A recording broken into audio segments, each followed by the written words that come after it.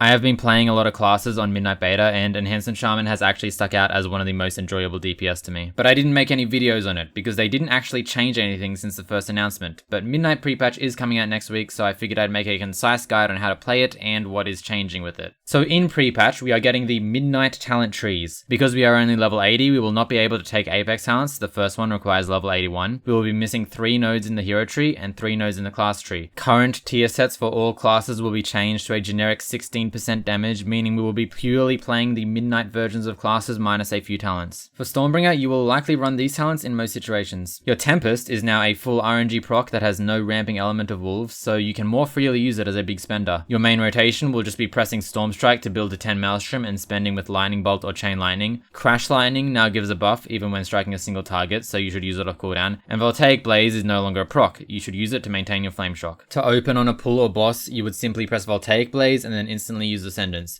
Your first global in Ascendance should be Crash Lightning as it now activates Thorims. The Ascendance rotation after that is just spamming Windstrike and Crash Lightning off cooldown. Doom Winds and Feral Spirit are now baked into Ascendance. You also have a chance to randomly proc Doom Winds, which has the effects of Thorims baked into it. This behaves similarly to deeply rooted elements. Primordial Wave is now in the Sundering talent, but it isn't really worth taking for Stormbringer. It might be worth taking when we are level 90. Totemic will likely run these talents in most situations. Your Surging Totem is now a 1 minute cooldown, meaning you have a lot less maintenance and the spec is more bursty. The general gameplay continues to be a similar Hot Hands loop where each Lava Lash still procs a Sundering and an Earth Surge. The main difference is that a spender will now give cooldown reduction to Lava Lash and extension of the Hot Hands buff. Our main rotation will be Hot Hands Lava Lash wherever possible and spending with Lightning Bolt or Chain Lightning in between Lava Lashes. If you cannot spend, then you must build. Crash Lightning is the highest priority builder, followed by Stormstrike and Voltaic Blaze. Note that unlike previous iterations of Hot Hands, you actually will have 2 globals in between every Lava Lash unless you use the spender to reduce its cooldown.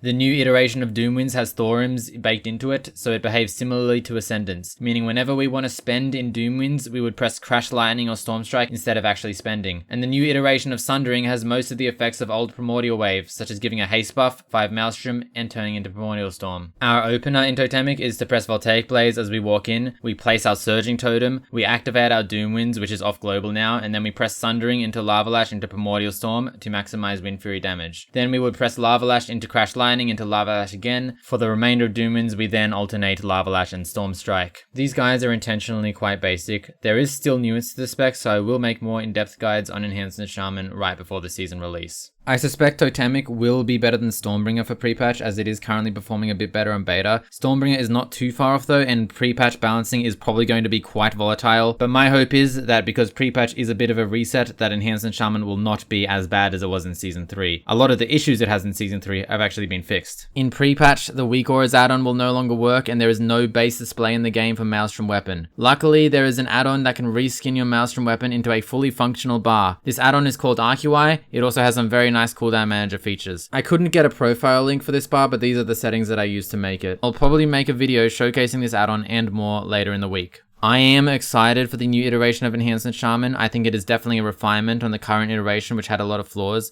The defensives and utility are an issue, but the design of the dungeons in Midnight make it somewhat viable to play a class that is weak in these regards. The reception of Midnight so far is mixed within the community, but I have been enjoying myself, and I think Enhancement is one of the more complete specs. Not saying it's perfect though, I wouldn't mind some talent shuffling at the bottom of the tree and maybe a rework on Descending Skies for Stormbringer.